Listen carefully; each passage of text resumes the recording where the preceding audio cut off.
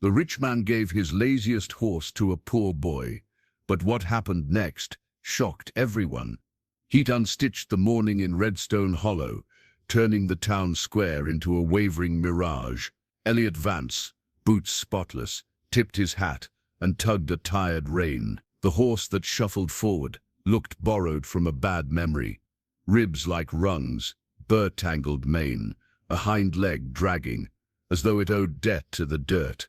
Laughter cracked across the boards. Caleb Turner felt it land on his skin. 17. He stood while whispers tallied how long before the animal collapsed. A gift, Elliot said, sounding generous the way a lock sounds friendly.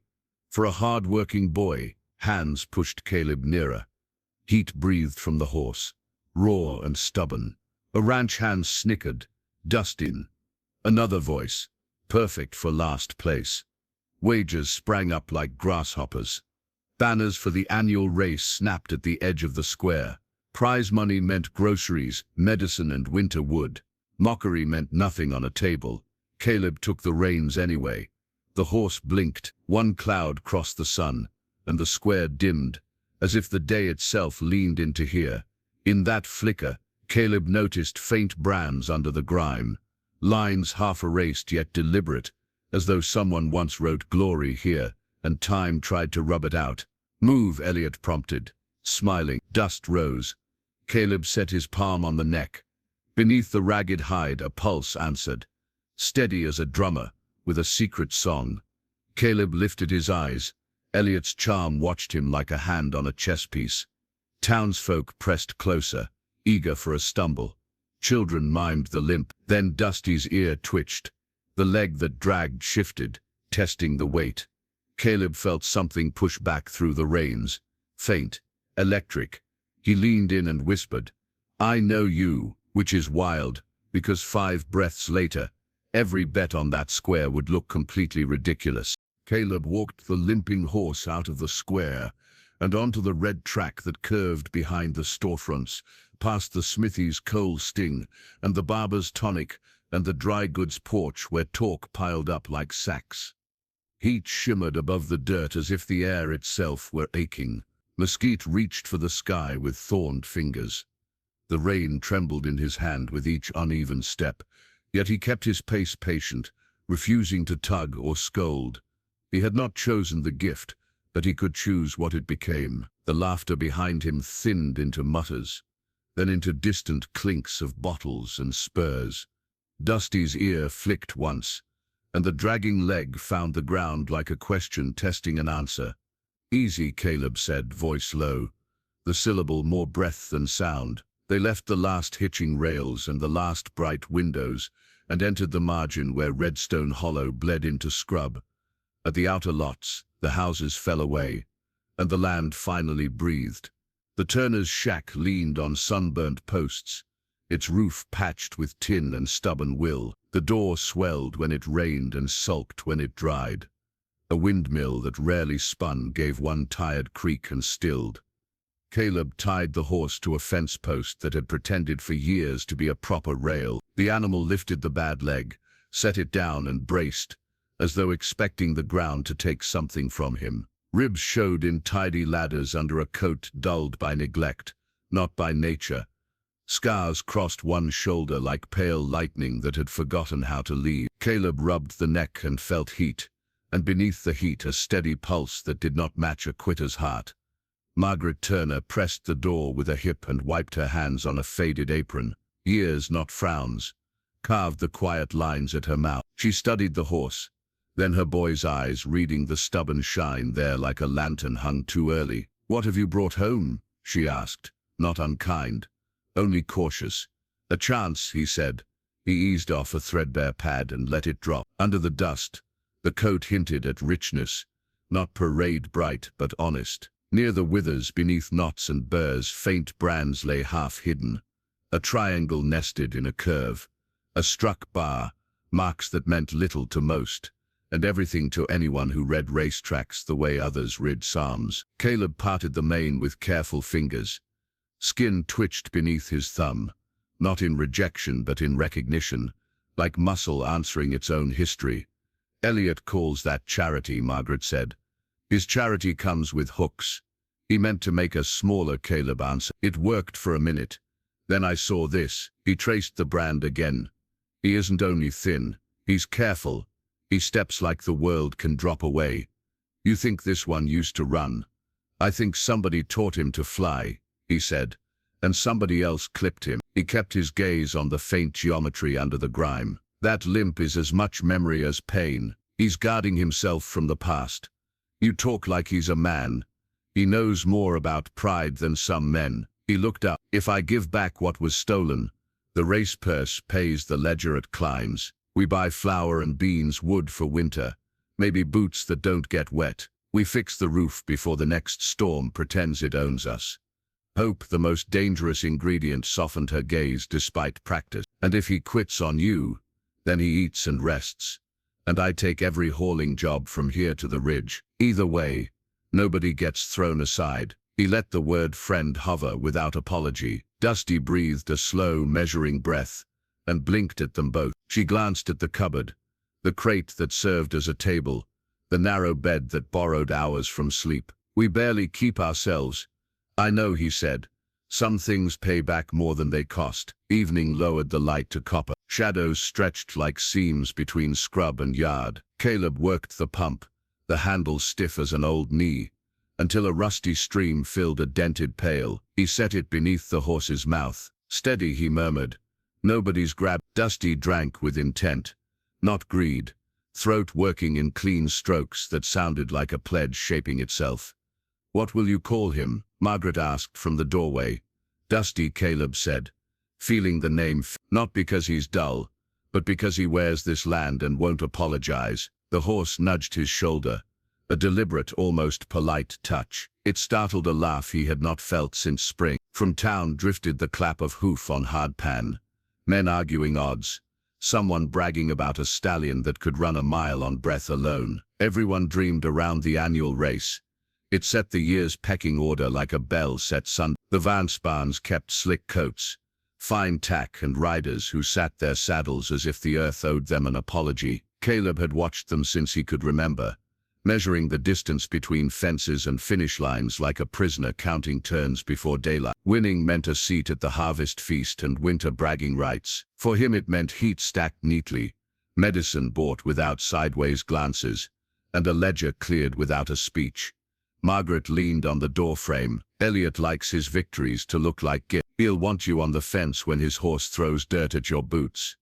He tried that victory today, Caleb said, wrapped it with a smile. I took the ribbon off. He checked the bad leg again. The limp showed, eased, showed again, a habit stitched into muscle rather than a fresh wound. Margaret fetched a tin of salve from her sewing basket. Caleb worked it into tendon and patience.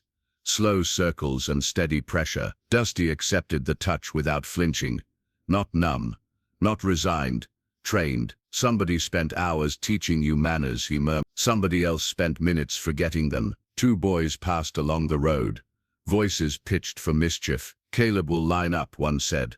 We'll get a laugh before breakfast. The other called the horse a broom with hooves, and set a nickel bet. Their steps faded, but their small cruelty clung like smoke in old cloth. Caleb breathed out slowly. Let them live on talk, he told the animal. We will live on work. He found the comb he used on his own hair, and set to the mane, easing burrs one by one. When the teeth snagged, he apologized. Lids drooped, head lowered an inch, then another. Trust arrived the only way it ever does, by inches. He cleared the worst snarls and smoothed the rest with a scrap of flour sack, until the dull coat hinted at a patient shine. Inside, Margaret rattled pots, then paused to listen to the steady loop of steps outside. She returned with 2 cornbread squares and watched as Caleb broke his piece and offered a corner. Dusty sniffed, declined, reconsidered, and took it neatly as if remembering sugar cubes and quiet prey. If Elliot sees you turning his joke into a plan, he will push, she warned. Then he will have to walk this far to do it, Caleb said. The mesquite won't clap for him. Night slid in quickly once the sun stepped off the ridge. Crickets started counting. Air cooled into mercy. Caleb made a bed of straw in the lean-to that barely deserved the name, and wedged a stone against a loose board that tapped whenever the wind changed its mind. He coaxed Dusty under the shelter. The horse sighed and eased the weight off the weary. Caleb crouched and watched until breathing settled into an even draw. He pictured the track, the starter's crack, the first corner's squeeze, the long back stretch where a horse can forget the crowd and listen to the hands. He pictured a finish that did not need cheering to be true. He did not tell his mother about that picture. He told it to the animal who would have to believe it first. Margaret laid a hand on his shoulder. You always listen for things other people call silence. Silence tells the truth first, he said. Weariness loosened his limbs, but beneath it something steadier took root. Tomorrow I'll ask about Hank Brody. If these brands mean what I think, he'll know the story. You think the old jockey will gift you time? He might gift the horse time. Caleb's men who have ridden inside tend to respect what carries them. They went in and pulled the door against the dark. Lantern light crawled over rough boards and found a kind of warmth. Despite the splinters, Margaret set a small pot of beans to simmer and counted the flour left in the sack. Caleb counted another currency. Days until the race. Laps they could manage. Hours he could steal between odd jobs. From the yard came the sound of Dusty shifting and the quiet scrape of hoof on plank. Ordinary music that felt like a pledge. In town, talk kept running. A ranch hand swore the purse would never touch a Turner palm. A clerk said charity ends where pride begins. Someone claimed Elliot had ordered a bridal chased with silver.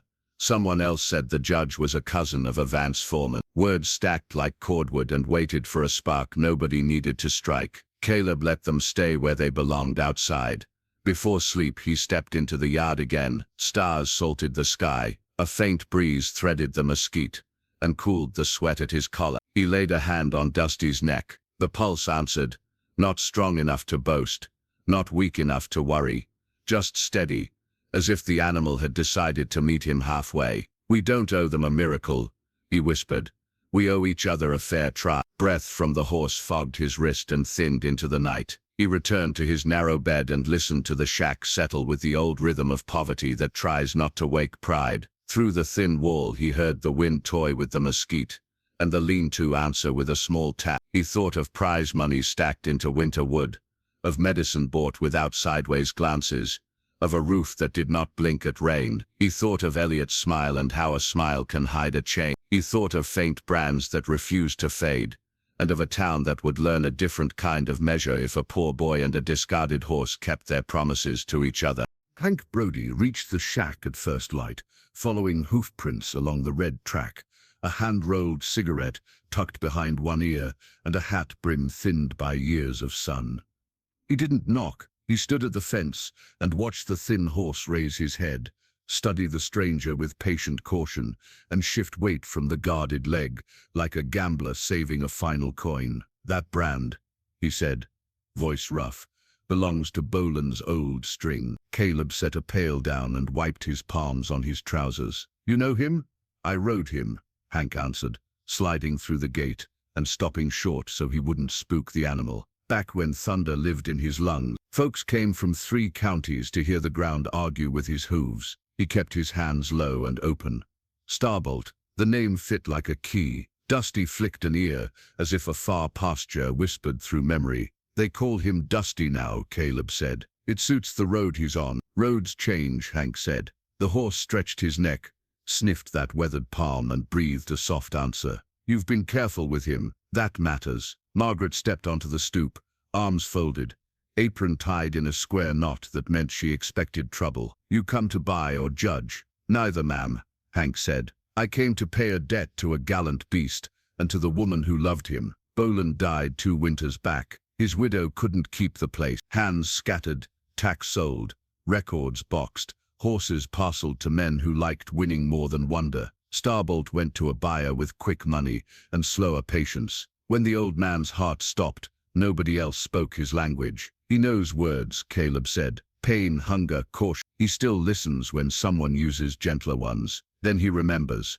Hank replied. A remembering horse will meet you halfway if you don't rush him. He touched the faint brand. See the notch? Boland's mark. We ran him at Gila Bend, Dos Rios, and Antler Creek. Short tracks, long tracks. That stride carried meaning. The day Boland died, He stood by the door until we covered the body. Caleb watched the dark eye, steady as a well. If he was that good, why give him away like a joke? Because a limping legend brings less bragging than a new colt, Hank said. Because grief makes fools of men with pocket watches. Because Lila Vance likes parades more than pilgrimages. He looked toward the square where dust already hovered. He'll expect you to fail in front of everyone. It feeds his story. We're writing a different one, Caleb said. Then you'll need salve and time, Hank said. He handed over a small dented tin, comfrey, arnica, pine pitch and a bit of bear grease. The law doesn't need to hear about. Rub it where the tendon complains. Go slow.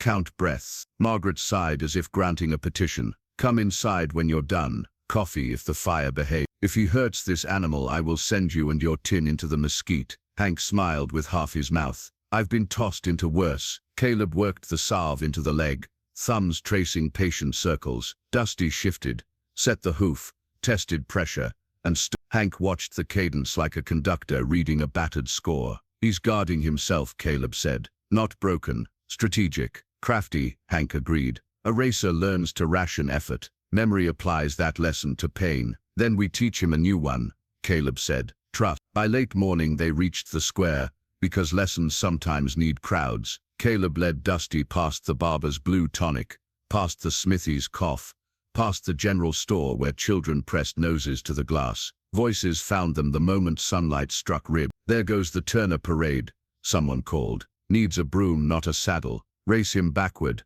another shouted. Maybe the limp will cancel itself. Hank kept his hat low. Let them talk until they tire, he said. Talkers burn out before new. Caleb stopped by the trough. Dusty drank, then lifted his head, foam tracing a pale line like chalk. Hank set a palm on the forehead, eyes closed as if listening through skin. Hear that?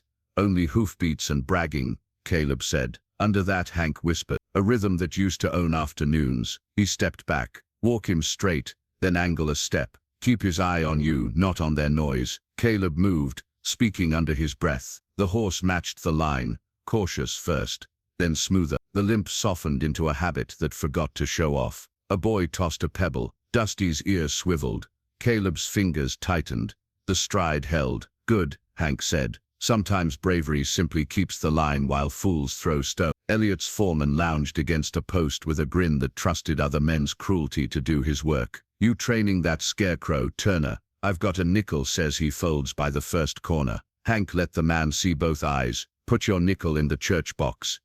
It will do more good there. The foreman spat, missed his own boot, then laughed to hide it. You'll wish you'd stayed home when the starter pops. I never wish for smaller days, Hank said. They left the square at the same pace they brought it in. At the edge of town, the wind worried the mesquite, and quiet replaced cheers. Caleb exhaled, long and steady. If I run him, they'll wager against us until the purse looks like a dare. Let them, Hank said. Odds don't measure hard. He scratched the hollow above the eye until a sigh melted from the chest. Boland trained him with kindness and plain work. Mornings were circles and patience. Evenings were cool water and soft work. The last thing the old man told me was this: a horse may run for fear, but he wins for belief. Belief in what? Caleb asked. In the hands, in the voice, in the quiet after applause, Hank said. In the promise that tomorrow won't ask a debt he cannot pay. Margaret met them at the gate, with 2 cups and a look that weighed men, and came up fair. I have beans,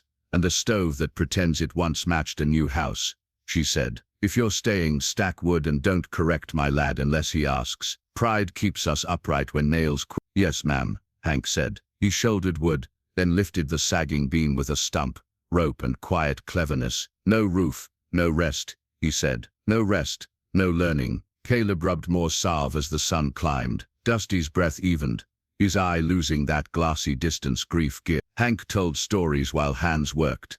A chestnut blur at Gila Bend, a track that snaked like a riverbed, a start where Starbolt ate a stumble and stitched a win with a final length. Nobody believed until the judge waved a white handkerchief, a winter when the widow sold the best bridle for rent, and the horse stared at the empty peg until sundown. Men said the legend ended there. Hank finished. They forgot legends don't end, they Night leaned over Redstone Hollow and let the heat slip off the boards until the shack stopped complaining.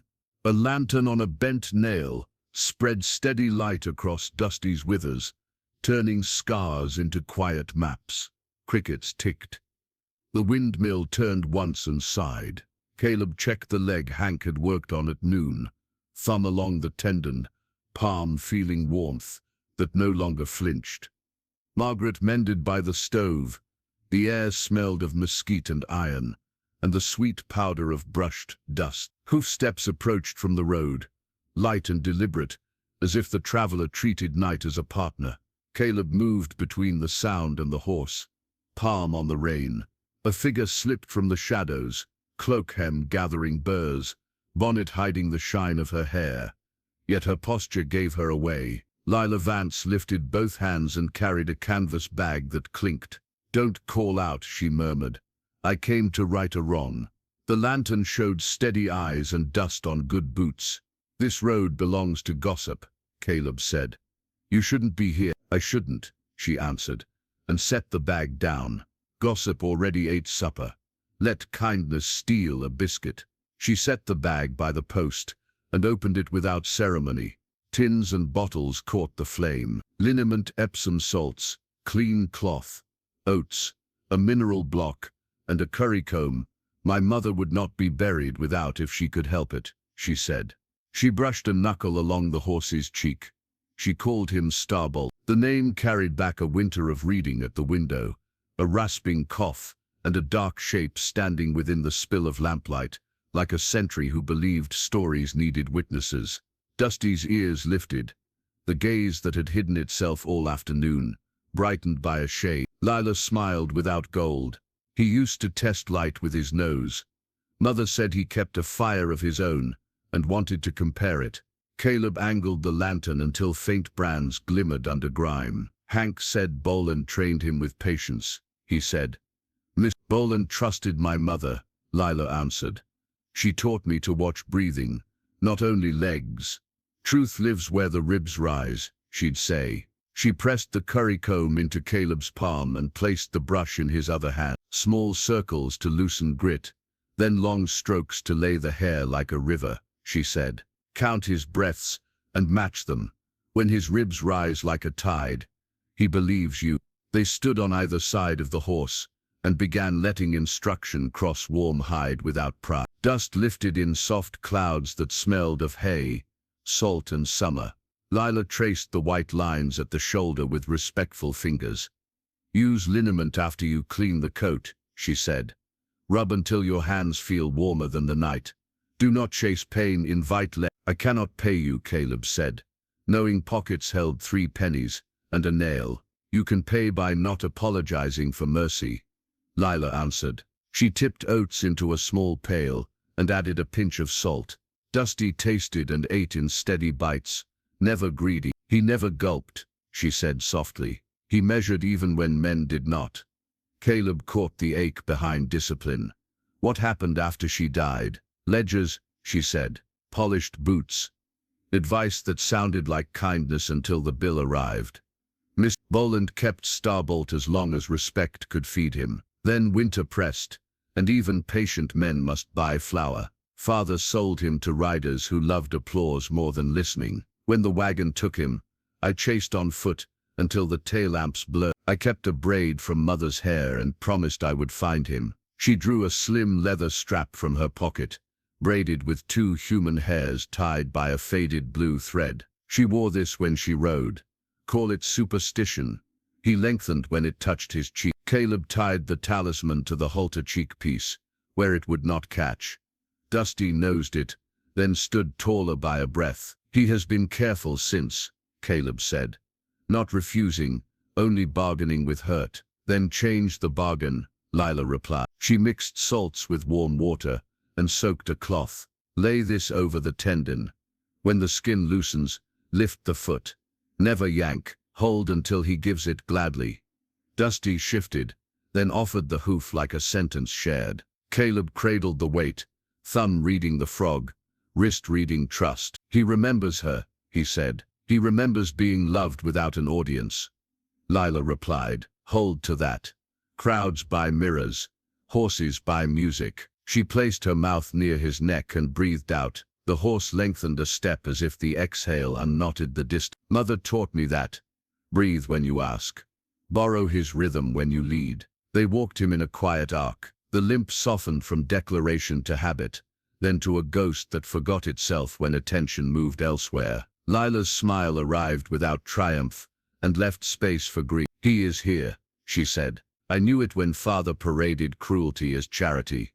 Rage burns fast, mercy endures. Caleb nodded, and for a beat, the yard felt bigger than the town. Hoof steps scraped by the gate and cut the lesson short. Not wind, not coyote. A human cough practiced to sound casual. Lila stepped into the mesquite shadow and drew her hood low. The Vance ranch hand who had laughed at the trough leaned on the rail and let his grin try for lazy. Late for prayer, Turner, he said, or early for trouble. Just work, Caleb answered. Work keeps time with need. The man's gaze traveled over the pail, bottles, mineral block and the brushed shine running down Dusty's neck. He towed the talisman and raised a brow at the blue thread. Looks like the big house misplaced a secret, he said. Caleb kept still. Supplies do not choose sides, he replied. Hands do. The man flicked the tender leg with 2 fingers. Dusty pinned an ear, breathed through it, and settled without flinching.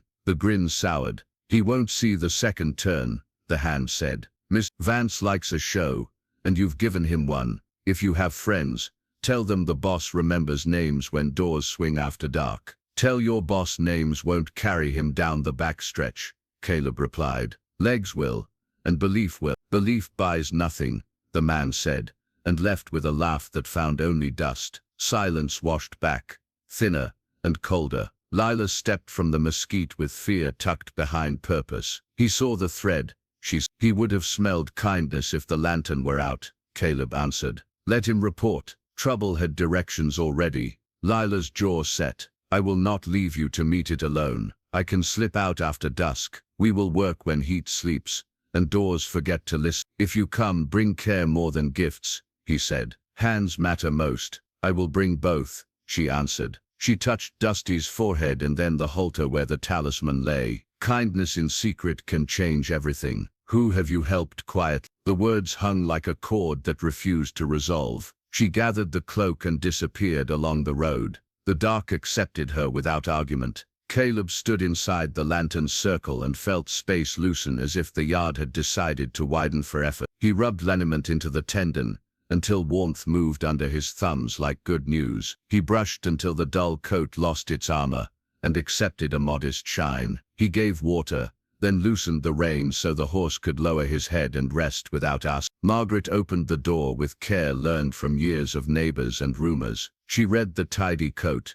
the supplies by the fence, the quiet breathing, and kept her questions folded. Eat while the beans are willing, she said. Morning needs both of you standing. I will, he answered, but he lingered and breathed with the animal until ribs and flame agreed. He touched the blue thread and thought of the backstretch under cloud, of the starter's crack, of Gia's shrinking into a hush that carried wonder. He did not chase that picture. He let it travel at its own speed and promised to meet it halfway. Caleb stood for 1 more minute, then banked the lantern and crossed to the door. He paused and looked back. Dusty met his gaze with a steadiness that asked for nothing and offered more than hope. The yard held the cool of a late night. Mesquite leaves whispered like careful applause. A coyote sang a lonely bar and surrendered it to distance. Caleb set his palm on the warm neck. Rest, he whispered. Tomorrow we borrow more music. He closed the door on a room that had learned mercy the hard way and lay down while beans cooled on the stove. Outside, the horse breathed steadily,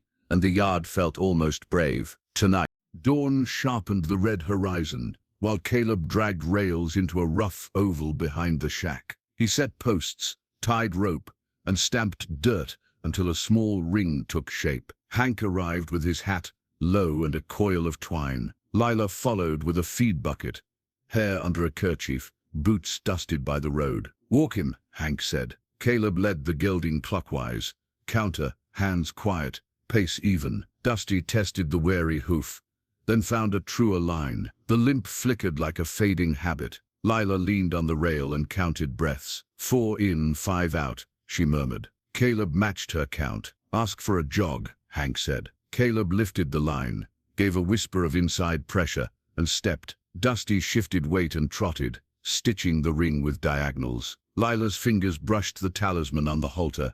Heat gathered. By mid-morning, shirts clung and grit rimmed lashes. Caleb gave short rests at each quarter, rubbing scythe into the tendon, while Hank tightened the circle. "Bend builds strength," the old rider said. Lila wiped foam where straps might chafe. The gelding dropped his head, licking and chewing, eyes thoughtful. They practiced lateral steps, haunch turns, and straight lines that asked for honesty. "Hands low," Hank said. "Quiet fingers," Caleb corrected. The back lifted, stride lengthened by a breath. By noon, the limp had thinned to a shadow that forgot itself when rhythm took charge. Caleb eased to a walk and let the horse graze while he drank from the dipper.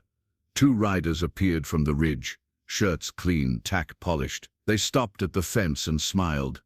Smiles that never reached their pupils. "Turner," the taller one said, swinging a leg over the rail. "Boss sent regards." He showed a roll bound by twine, a gesture for a hard-working family. "Step back from the race and it grows kinder. Keep training that scarecrow, and the month turns cruel." Hank didn't blink. "Back off the rail," he said. "You're crowding a learning animal." The shorter rider chuckled. "We're crowding an afternoon joke." He tilted his chin at Dusty. "Trade dignity for coin, boy. Pride won't feed a stove." Caleb set the dipper down. Sweat tracked his jaw. He walked to the fence, planted both hands on the top rail, and found his breath. "I don't sell another man's story," he said. "And I don't sell this one's." The tall man's smile dried. "You think the purse will fix your roof? It won't. Rain eats boards faster than bragging fills plates. Take the roll." "No, Caleb's." "Double," the man said, holding money into the sun. "No," Caleb said again, placing each letter like a stake. Lila stepped forward, voice calm. "You've delivered your message. Leave him to his work." The rider's gaze raked her cloak. "Careful, miss. Roads remember footprint." "Then I'll leave better ones," she answered. Hank shifted his jaw. "Gentlemen, the exit is where you found it." They rode off with dust chewing their heels. But the quiet left behind had edges. Caleb breathed through it and swung back into motion. Circles at the trot, transitions to walk, and a halt square enough to satisfy a judge. Dusty listened, ears loose, lower lip soft, mind landing in the ring. Clouds stacked over the ridge. "We have an hour," Hank said. "Make it honest," Caleb asked. For a canter along the long side. A few strides, then back to trot before the leg remembered fear. The gelding lifted, reached, and set down clean. Caleb whooped, then shut his mouth and patted the neck with his knuckles. Rain ticked the tin while they stowed tack. Lila rubbed the bridle until the leather woke. Margaret hauled a tarp across the grain sacks while Hank wedged a board under the lean-to where last winter's storm had chewed the post. The downpour washed the ring into a brown oval. Dusty stood under the shelter, eyes half closed, hip cocked. The storm moved on. Steam crept along the ground. Caleb walked the gelding to keep muscles loose, then let him nap while he mended a snapped rail. He was driving the last nail when hoofbeats announced another visitor. Lila Vance dismounted with the ease of a man who had never heard the word enough. His coat wore dust like proof of effort, though his hands stayed clean. He studied the ring, the patched lean-to, the feed sacks, the braided thread on the halter, and the boy whose chin no longer tilted down when money spoke. "Afternoon," he said. "I hear my men were blunt. Let me be clear. You're outmatched. Pull back. Save your pride. I'll replace that fence for you." "I built this fence," Caleb said. "Better fences don't teach better lessons." Elliot smiled. "Nobility thins when hunger thickens. Here is the truth. You can drop out, and I will forget the rent due on this pack. Line up and I remember every signature on every note your mother ever made." Margaret stepped to the doorway and met him with a look that did not blink. "You would yank shelter from a widow to win a morning of applause. I would preserve order," he said. "The race belongs to people who understand responsibility. Crowds need stability, not theatrics. Crowds need bread," Caleb said. "Responsibility has many faces. Some of them sweat." Elliot's eyes cooled. "Last chance. Take mercy while it still looks like mercy." "No," Caleb said. "We'll line up." Elliot mounted and gathered his reins. "Then I will line up too," he said. "Not with a horse, with the ledger." He trotted toward town. Silence held the yard after he vanished. Lila exhaled and set her palm against her ribs. Hank blew out a breath. Margaret folded her arms, then unfolded them because folded arms could not mend anything. Caleb turned back to Dusty. He lifted the foreleg, held the hoof until the ankle softened, and set it down. He traced the line from shoulder to fetlock. With the back of his fingers, he counted 4 in, 5 out, and matched the rise so the horse could borrow calm again. The day's threats settled into something harder than fear, resolve shaped by practice.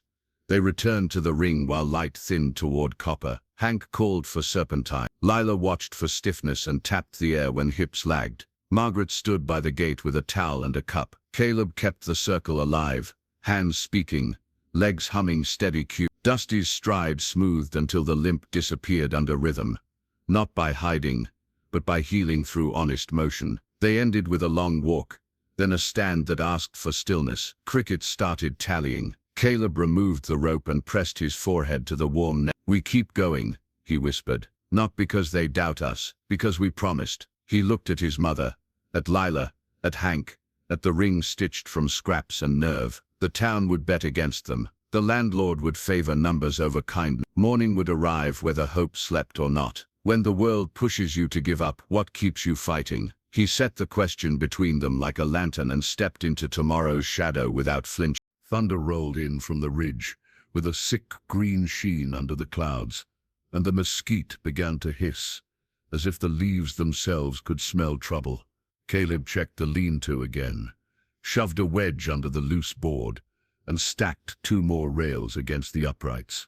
Dusty stood with weight balanced like a careful equation, nose brushing Caleb's sleeve, breath warm and steady in the gathering dark. Heat fled. The first drops fell thick enough to drum meaning into tin. Wind swung around and came hard from the west, flattening scrub, tearing dust into ropes, driving rain sideways so nothing could pretend to stay dry. The shelter shuddered. A nail squealed.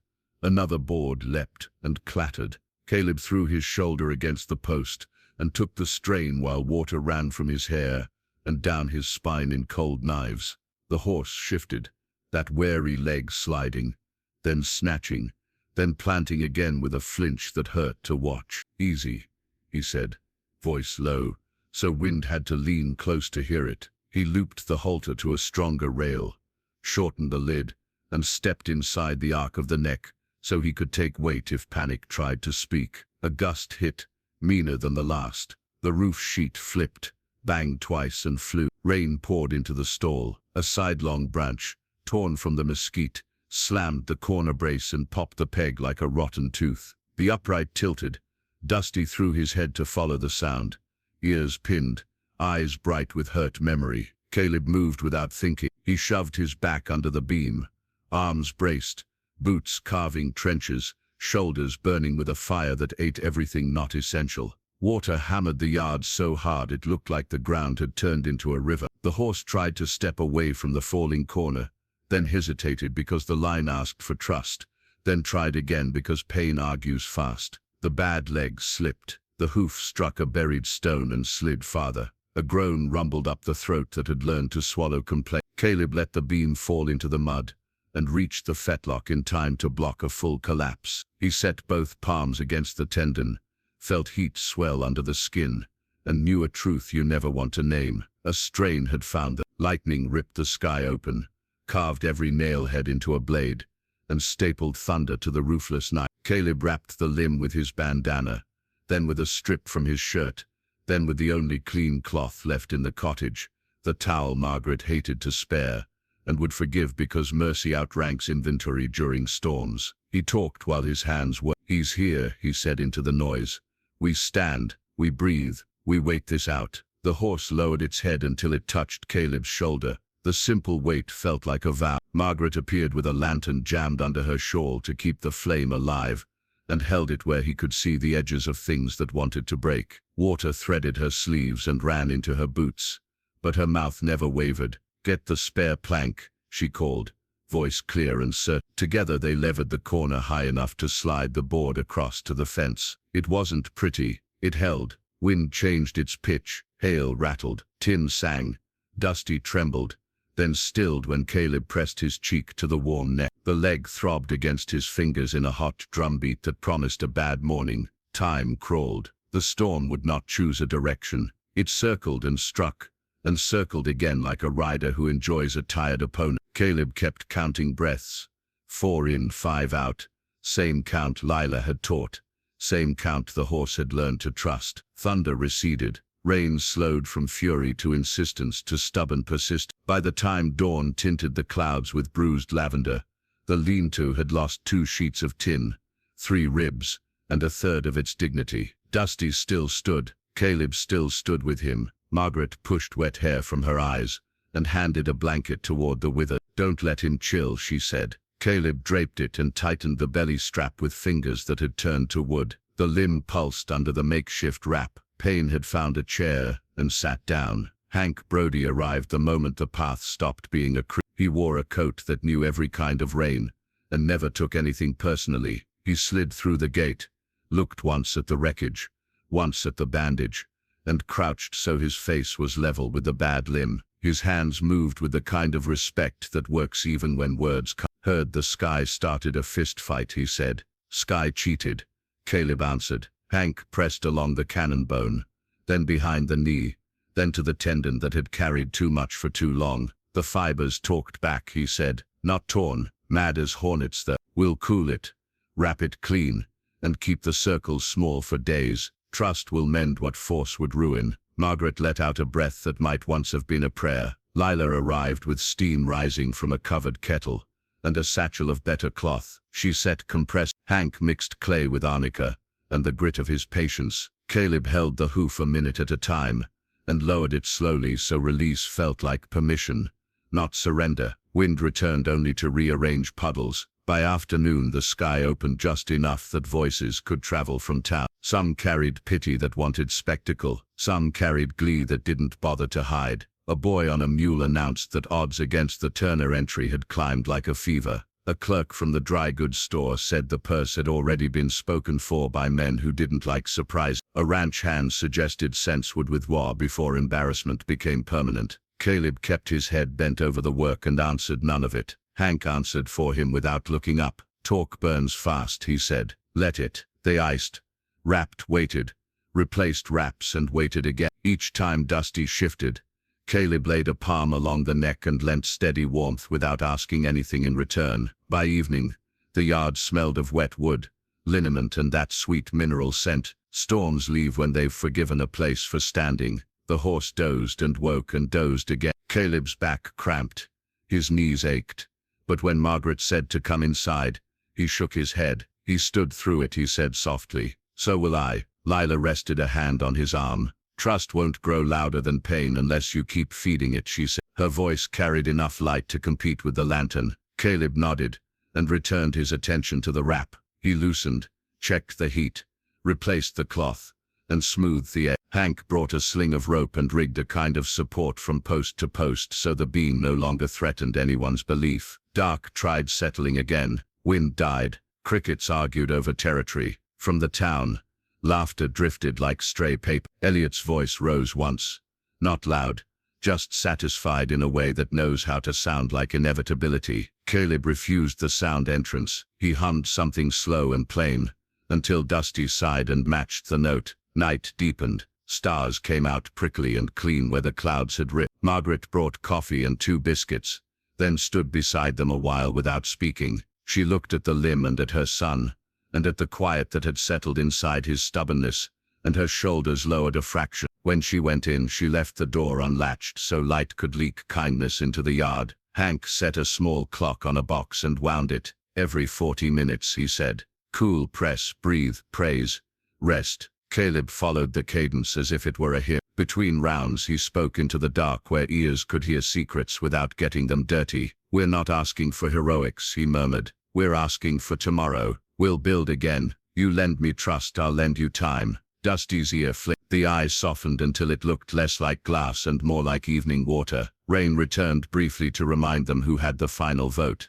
then quit when it realized stubbornness had taken the seat. Just before midnight, the pulse under the wrap cooled a little. The line of worry running from elbow to fetlock relaxed. Caleb's spine finally let go of its iron rod. Hank sniffed like a critic conceding a point. "There," he said, a turn toward better, small but real. "Tomorrow we walk 5 minutes twice. Next day 10. No bravado, no crowds, no showing off for men who gamble on your fear. Lila tied the blue thread back in place where the halter had stepped away from it during the scramble. She smoothed the forelock with her palm. Breathe when you ask, she reminded him. Borrow his rhythm when you leave. In the hush that followed, town noise thinned into something that couldn't hurt. Caleb pictured the track only long enough to set a promise there and then let it go so it could return on its own feet. When the world pushes you to give up, memory likes to hand over the nearest failure. Belief prefers to hand over practice. He chose practice. He chose the morning. He chose the simple fact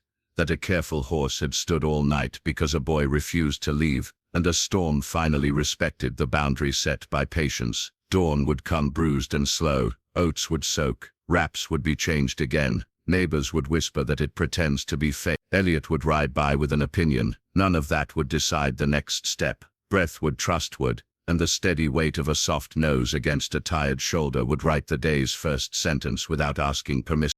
Morning returned with a worn gold edge, and the yard smelled of wet wood and oats.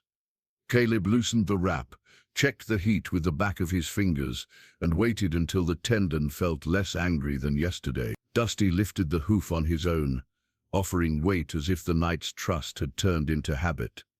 They walked slow arcs at first, 5 minutes, then 10, breathing together the way Lila taught, 4 in, 5 out, until ribs and rhythm agreed. When Hank arrived, he looked once at the set of the shoulder, listened to the footfalls, and nodded. Add a little length, he said. Then give it back. Caleb did, and the gelding answered with a step that felt like a door easing off its hinges. On the third morning after the storm, a mild breeze combed the mesquite, and the track lost its sullen shine. Caleb stepped into the ring and asked for a trot. Dusty searched the ground with a cautious stride, found no pain waiting with a hook, and lengthened. The limp, once a stubborn signature, forgot its name. Hoofbeats stitched a clean pattern into the oval, steady as a needle pulling hope through canvas. Caleb kept his hand low and his cues almost invisible so the horse could believe the movement belonged to him. They worked in sets, short effort followed by breath. Then another pass with a slightly longer reach. Hank called changes like a metronome, given a human voice. Left bend, straight, ease, shorten, praise. Caleb reminded, suggested, waited and praised. Dusty floated another lap and lowered his head until the pole softened into the line of a horse, remembering his native language. Lila watched with her fingers on the blue thread and smiled only when the stride carried confidence without swagger. Word drifted through town like burr seeds, riding trousers. Some said the Turner boy had found a trick gate. Some claimed the limp was bait for wagers. Elliot's foreman sat in the saloon doorway and laughed until men felt brave enough to echo him. Yet the clerk at the dry goods counter stood at the road and watched the ring in silence, lips pressed, eyes calculating. Children stopped throwing pebbles. They leaned on the fence with their elbows and kept quiet, as if noise might scare away a rare bird. Lila brought a new curry comb, a better brush, and a battered book tied with a string. She opened to a page her mother had marked with a petal, years dry and colorless yet still holding shape. Feel for cadence at the base of the neck, she read, not only ear. The neck tells the truth first, because pride lives higher. Caleb laughed without apology and placed his hand where the sentence suggested. Warm cadence, answered. Again, he asked. Dusty breathed out, and the line smoothed. They finished with a long walk under a sky that had finally forgiven the track. At the gate, Lila touched the thread and told a story of her mother riding bareback for 1 quiet mile every evening after the day's work. So the horse would remember joy did not need an audience. Caleb pictured that mile and tucked it behind his heart where fear could not spoil it. Margaret, who measured hope like flour, said nothing, but her shoulders eased. By week's end, they reached the square with purpose. Caleb wanted Dusty to meet noise on his own terms, before race day turned sound into a flood. Banners fluttered, voices rose, the trough shone metal bright. Dusty stepped forward, ears swiveling, yet the eye did not glass. He drank, lifted his head, and blinked at the posters listing entry. A boy whispered, "He looks different," and did not run when the foreman barked. Hank stood close enough to be counted yet far enough to tell the town the gelding did not need rescuing. Elliot rode in from the North Road with 2 polished bays and a mood that gleamed like a coin. He dismounted, looped his reins, and studied the ring. "You brought the broom to market," he said softly. Caleb met the gaze without flinching. "We brought work," he answered. "Work does not need applause.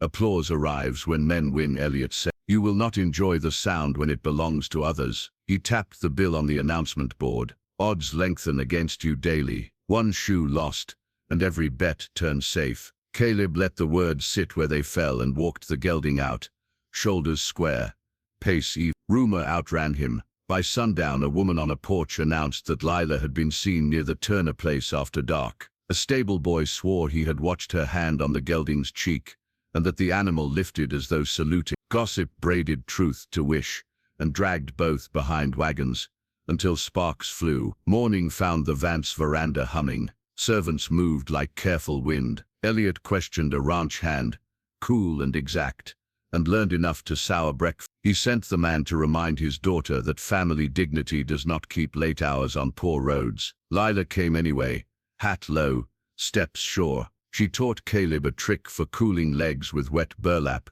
that did not shock the skin. She taught him to rub along the grain, never across, and to fold cloth with the same attention. One gives a letter meant to be kept. "When he tenses," she said, "lower your shoulder a fraction, offer permission. Pride will follow." Dusty, who had once guarded breath like coin, began to exhale when Caleb did, a matched cadence that turned doubt down to a whisper. Training picked up pace.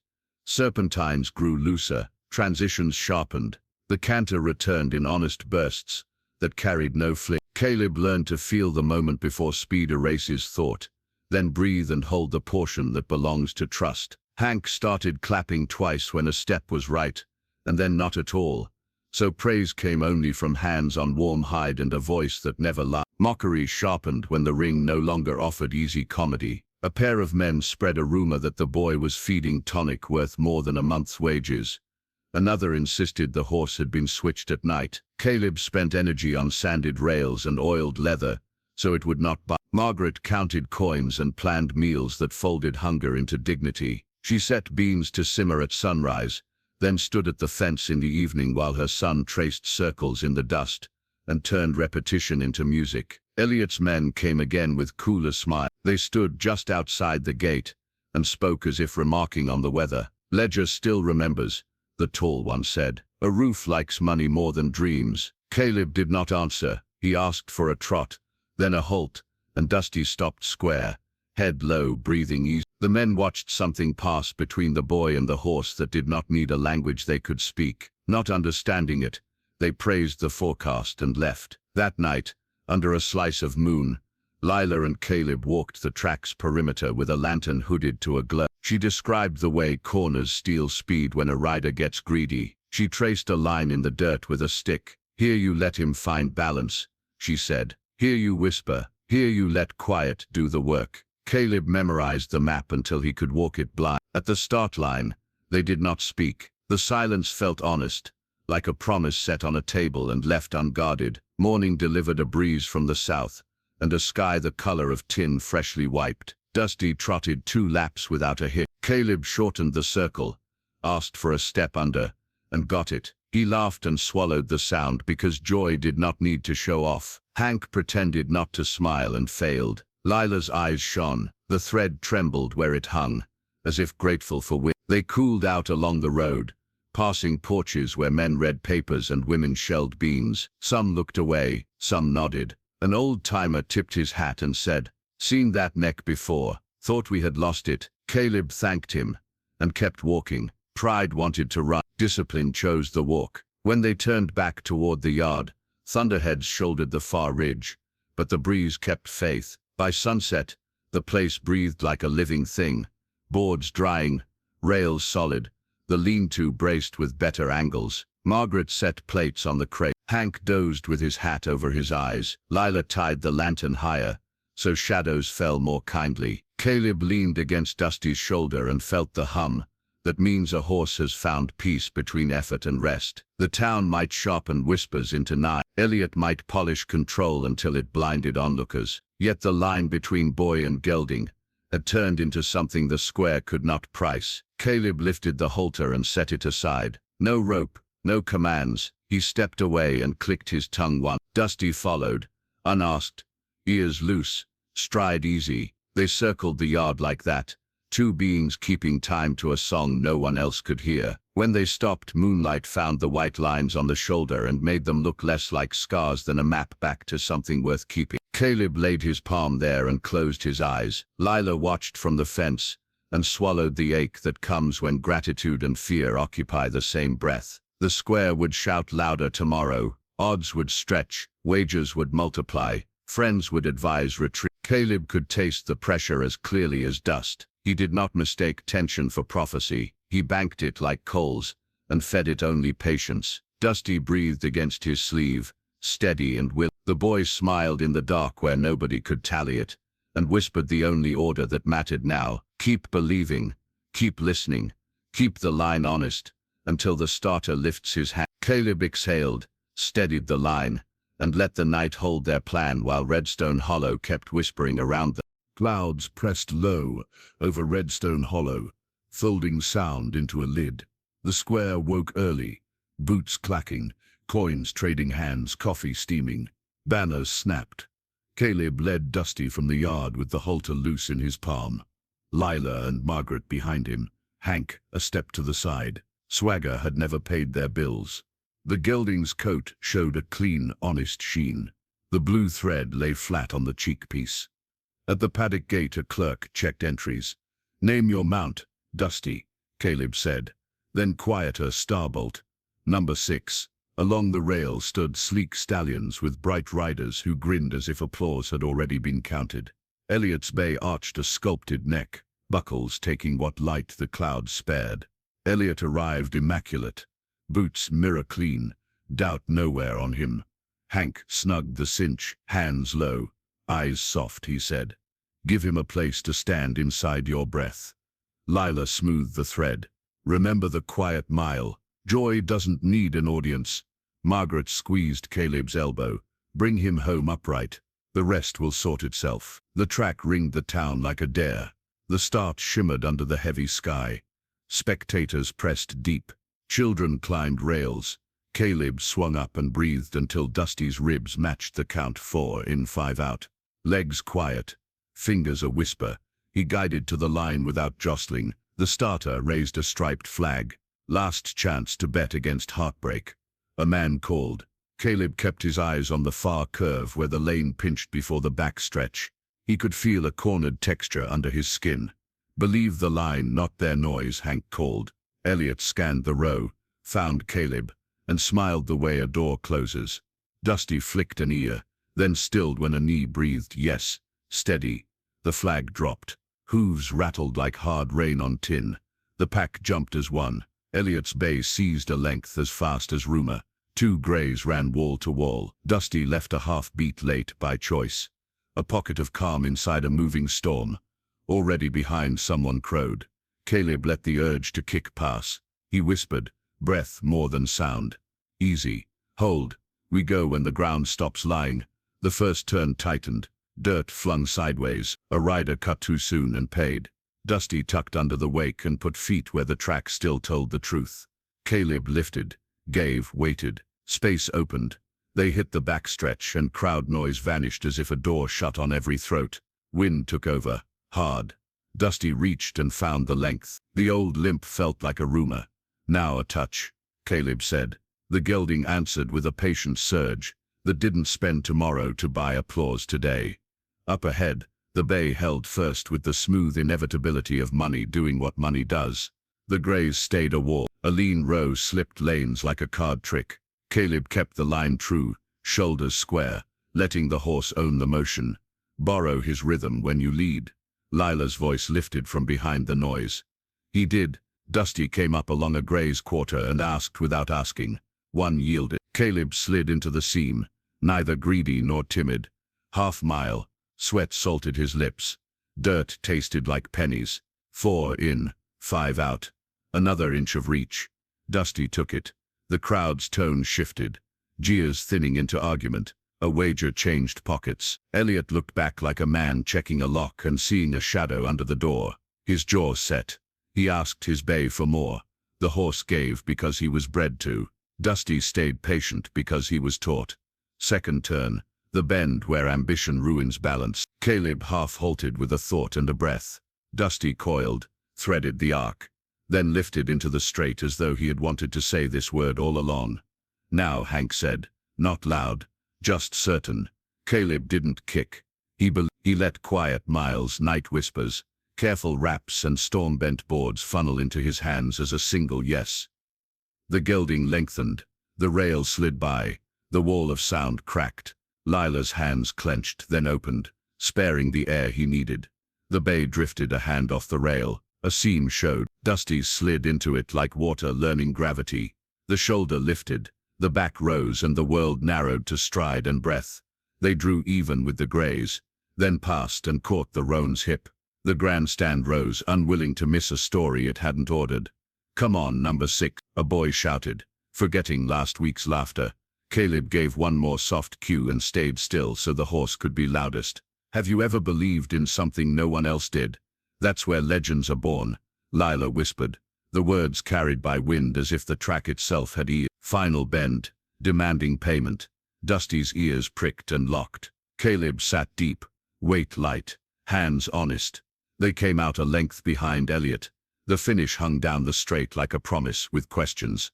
Dusty asked, and Caleb said yes without thinking. The gelding gathered, stretched and found a gear that didn't belong to anger or hunger. It belonged to the quiet mile, and a blue thread a daughter refused to surrender. Hooves drummed a sentence that made sense to anyone who knew how a heart breaks and restarts. Elliot lifted his hands too high. Contact went stiff. The bay argued for 3 strides. Dusty, who trusted, didn't argue. He flew, 50 yards. The world leaned in. Caleb breathed and did not move. A hat sailed. Someone prayed. Someone dropped a coin and didn't chase it. The line rushed at them like dawn after a hard night fixing a broken roof. Noses leveled. Then Starbolt, Dusty redeemed, slid a whisker ahead. The post flashed past. Thunder returned, this time in voices. Caleb rose and sat, remembering the promise to bring him home upright. He petted the neck without counting. Dusty blew hard, then soft and lifted his head like a king checking a small kingdom that had chosen courage. Elliot pulled up with a face that could have been stone if stone felt shame. He looked at the boy he had tried to buy off the stage, at the horse he had mocked, at people discovering music money hadn't written. He touched his hat, not to the grandstand but to the gelding who had refused to quit being himself. The judge's handkerchief waved. The square, which had expected certainty from breakfast to noon, tasted surprise and found it sweet. Caleb slid down, his knees wobbled, then held. Lila reached the rail and didn't climb it, remembering dignity even when joy rattled bow. Hank leaned on the top board and gave the morning back its air. Margaret stood with hands to her mouth, eyes bright with pride that buys bread and quiet. Dusty lowered his head to Caleb's chest. The boy laughed once, small, and hid it where no one could steal it. The race was not over in any way that mattered to the ledgers and threats, but the beginning had been written in hooves and breath and belief, and the town would spend years deciding when it had started paying attention. The Finnish thunder drifted off the ridge, yet the air still trembled. Caleb kept one hand on Dusty's neck while he wiped grit from his lips. The gelding blew hard, then let breath settle into the old count 4 in 5 out, quiet discipline arriving at the loudest moment. A shout rose, broke, rose again, until Redstone Hollow sounded different, more like people remembering they could be surprised. Hank reached them first. "You stayed honest," he said. He answered. Lila's fingers found the blue thread on the cheekpiece. Margaret stood near, pride lifting like new timber under a tired roof. Elliot came through a path that opened even when he didn't deserve it. He stopped at the white scars and the steady eye, then faced the boy who wouldn't sell belief. "I misjudged you," he said. "I misjudged him. I made a show where I owed a debt." "He owes nobody," Caleb replied. He remembered himself. "We made space. I can repair boards," Elliot said. "I can forgive notes. That resets a ledger, not a story. Come live in the North Cottage. train for me. Take mounts no one believes in and give them back to themselves. Your price, not mine. Hank smiled. Good winter light, he said. Fine place to teach a stride. Lila met Caleb's eyes. Margaret rested a hand on his arm. A door opened. She said, walk through, because you choose it. Caleb stroked the foamy neck. The horse leaned into his hand. We accept the cottage, the boy said. We accept the work. Terms are simple. Animals eat well, rest well, and learn without shame. Children watch, learn and ride when ready. The gate stays open to those carrying more doubt than money. Elliot's posture eased, humility settling at last. Done, he said. The purse is yours, the cottage yours, the feed today, the lumber by sundown. The grandstand spilled happiness. A boy who once threw pebbles offered oats. Dusty took them gently and blew into the palm. They walked a cooling lap. Hank talked in cadence. Lila checked the ankle and nodded. Margaret draped a blanket right. Caleb kept a hand on the rein and a promise inside. Bring him home upright. All. By dusk, the north cottage door swung on a room that remembered heat. Lila set wildflowers in a chipped jar. Hank leaned a rake on the porch. Elliot supervised a crew raising a proper shed beside a cottonwood ring. Margaret stood in the kitchen doorway, sleeves rolled. Caleb walked Dusty along fresh rails, listening to hoofbeats on soil that hadn't learned anyone's name. Word traveled. Boys and girls arrived with hand-me-down boots, stubborn pony mares, skittish geldings, a mule with opinions, a paint with a saddle scar, a bay that refused bits, and a Palomino colt convinced every wind was a dragon. Caleb nailed a notice to the gate. Turner program, mornings free. Bring your animal or borrow ours. Leave pride with the mesquite. Take home rhythm. At the bottom. No one laughs here. Lessons looked quiet. Hank counted. Lila breathed. Margaret kept cups filled and tempers cool. Elliot watched, learning humility. The first week an anxious colt lowered his head for a small hand. The second week, a girl who believed herself clumsy posted a trot without bouncing and cried because competence can feel like mercy. A boy with a stutter learned that pauses help horses. Listen, and listening helped him speak. Elliot called a barn meeting. I was wrong, he said.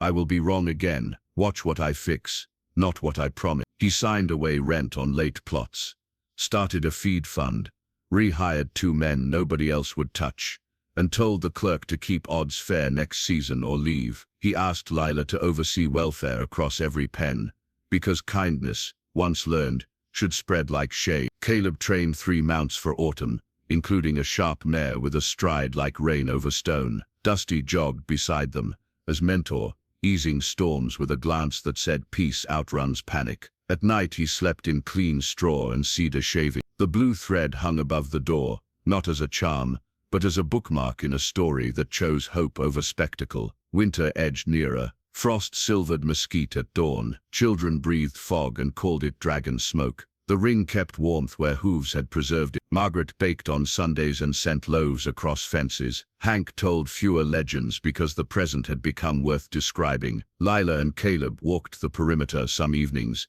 speaking little, learning how 2 stubborn spirits share a horizon without crowd. When their fingers found each other, it felt like breath finding home. On the anniversary of the race, the town gathered for a ridge ride. Elliot led halfway, and then fell back, letting Caleb take the front. Dusty wore no ribbon, health and the gravity of miles well spent. At a clearing, they halted. The valley lay below, roofs, track, square cottonwood ring, a shed no storm could humiliate. Wind carried faint ghosts of last year's jeers, changed now into something softer, like a hymn sung by people who finally heard themselves. Caleb cleared his throat, startled by the lump gratitude can make of air. This started because a joke thought it owned us.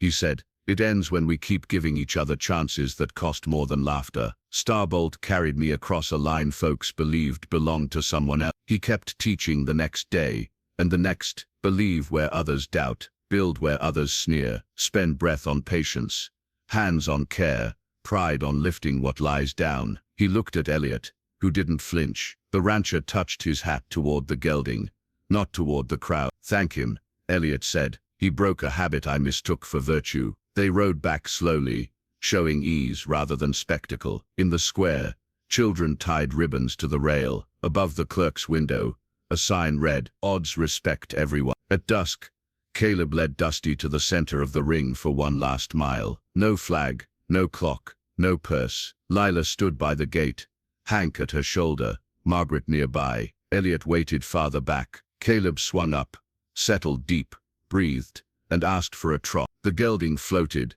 head low, back lifted, stride clean. They circled once, then twice, then slipped into canter with a whisper. Hoofbeats drummed a sentence anyone could read. Trust kept, promise honored. They halted in the center. He slid down and pressed his forehead to the warm neck. "Home," he whispered. The horse breathed against his cheek, steady as always. Night lit its first stars. Redstone Hollow breathed. The track would host new rivalries. Children would outgrow boots and borrow others. Fences would break again and be mended again. Stories would vary, but the measure would hold breath before force, trust before brag, patience before prize. If Caleb and Dusty's story moved you, drop a 0 or 1 below and subscribe for more tales of unbreakable spirit. Share it with someone brave. Then take that spirit to your own road and carry someone through their hardest mile. Let it guide your next brave step today. Always.